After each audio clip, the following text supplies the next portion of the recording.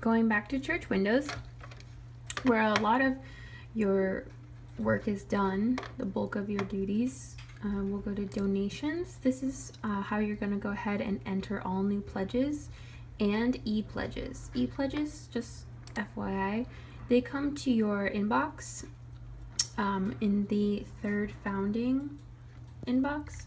So an example of one of these, this would be a transaction. This is what a transaction looks like. If it's a pledge, someone that's promising to pay something for this coming up year, it looks like this. Now there are annual campaign pledges and there are capital campaign pledges, and up here you'll see annual stewardship campaign. And obviously if it's not for annual, it's going to be for capital. Going back, we're going to go to pledges right here. And now you have to go to the campaign. Third founding is a capital campaign, and we're going to do January 17th to December 2017. And these are all the people who have already pledged and their amounts. This is highly confidential information, so try not to leave your desktop open or print off reports and leave them in the printer.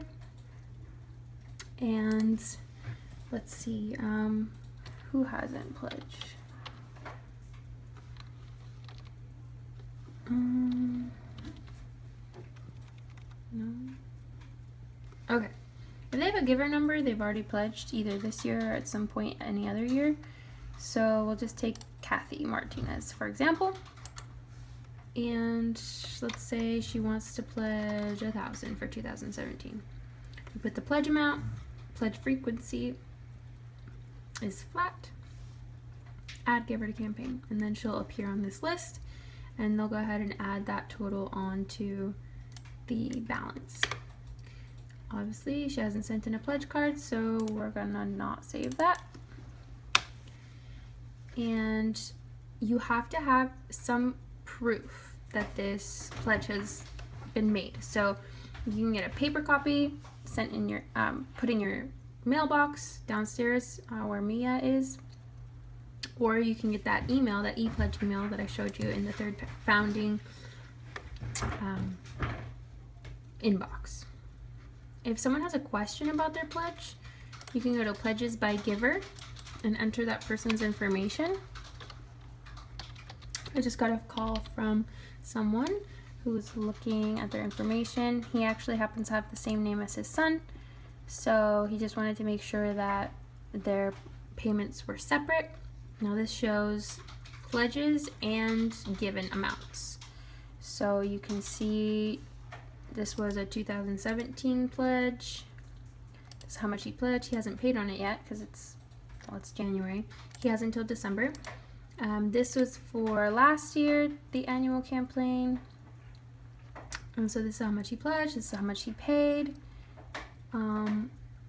Pledges, this was also, so this was annual 2015, 2016, 2017. If you look a little further down, you see the capital campaign, which is that 4-year campaign. And this is how much he pledged. And it'll show you all those payments that he's made. So if someone ever calls in or emails you and it has questions about their pledge or their payments, you're able to look in here and see what's going on. You, however, cannot add payments. If you have a check that's sent to you, you can go ahead and mark that as a pledge.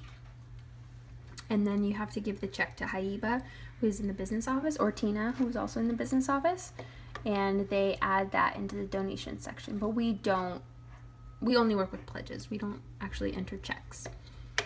So let's say, okay, so that's how you add a donation.